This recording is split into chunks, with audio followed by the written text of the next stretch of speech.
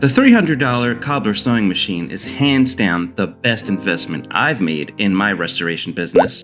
Link in the description below to get yours. Here is a quick tutorial for sole swaps and reglues. Step 1. Remove the presser foot. Since you're stitching into existing factory holes, the presser foot will only get in the way of your sight of the holes and the sewing action. Just use a straight blade screwdriver to remove both screws. Make sure to cup your hand underneath so you don't drop and lose them. Putting the screws back where they were minus the presser foot is a great way to keep them safe. Step 2. Load your needle.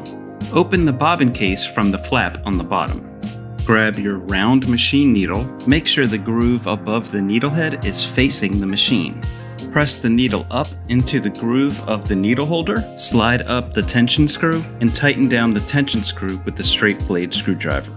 Step 3. Adjust needle height. When you make a full rotation on the hand crank, you will notice that the needle plunges and then stays in place for a little bit. During this time, the needle head should be just above the base of the bobbin chassis. With the hand crank at the 6 o'clock position, loosen this set screw for the needle holding rod. Adjust the rod until the needle head is just above the base of the bobbin chassis.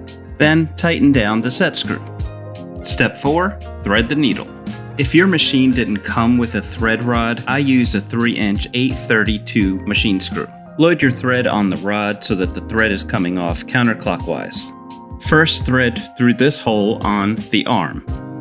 Then through the right hook on the tension disc, around the tension disc, and then the left hook on the tension disc, and make sure that you pull up. I find that threading the left-hand side of the second tension disc provides a better stitch. Thread up through this coil, inside and up through this circle, up and behind the main arm, front to back on this take-up lever. Then with the small wire hook that should have come with your machine, push the hook up through the slot in your needle rod. Once the hook is visible, thread the hook, pull the hook down until you see your thread. And then finally, thread the needle from left to right. Step 5. Load the bobbin. Open the bobbin casing with this tension flap. Remove the bobbin and the bobbin case with either a small tool or your fingers. The bobbin doesn't hold very much thicker thread, so I just hand wind thread onto it. On the bobbin case, there are 2 holes and a tension spring with a set screw on it. With the bobbin thread going counterclockwise, thread through the furthest hole from the set screw.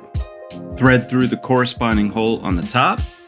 Tighten the thread behind the tension spring. Drop the bobbin right back into the casing. Rest the thread in the groove and then close the casing. And finally turn the hand wheel a full cycle and then use the top thread to pull the bottom thread out of the hole. Step 6. Stitch that sneaker. Make sure the needle is in its highest position before you load your sneaker on there so you don't scratch your sneaker with the needle. Line up a factory hole and turn the hand crank a full cycle. Then line up and cycle and line up and cycle. And you just keep doing that at your own pace. Now for some troubleshooting tips. If you notice that there is a problem like loose stitching or the hand crank is too tight, you will probably need to adjust the tension on your tension discs, or maybe go fully around the second tension disc. Remember, the thicker the thread, the more tension you need. You can also check if the tension spring on your bobbin is loose. And finally, check if your needle height is still in the proper position. The wrong tension could add some pressure to the needle that could send it off course. I believe that adding this machine to your restoration business will not only increase the quantity of what you can do, it will also increase the quality of what you can do and increase your bottom line. Thanks for watching. Please be sure to check out the links in the description if there was anything in this video that you found interesting and wanted to learn more about, and I'll see you on the next one.